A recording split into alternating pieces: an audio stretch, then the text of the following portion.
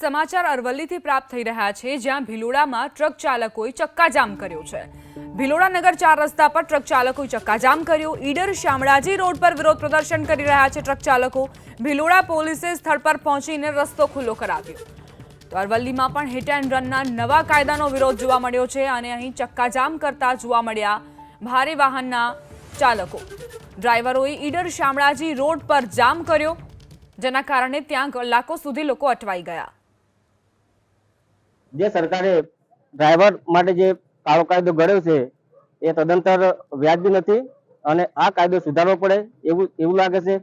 કેમ કે ડ્રાઈવરો 7-8 હજારમાં પગારમાં નોકરી કરતા હોય અને જો એક્સિડન્ટ થાય તો 10 વર્ષની સજા અને 7 લાખ રૂપિયા ક્યાંથી પડશે। જો આ કાયદો સુધરે નહીં તો અમે આંદોલનના માર્ગે જઈશું અને આજે ભિલોડા તાલુકામાં અમે આંદોલન સ્વરૂપે નીકળ્યા હતા અને બજાર બંધ કરવાનો પ્રયત્ન કર્યો હતો। હવે જો સાહેબ આ કાયદો ગરીબ મધ્યમ વર્ગ ને જો નડતો હોય તો આ કાયદાના સુધારા કરવો જરૂરી છે સરકારને।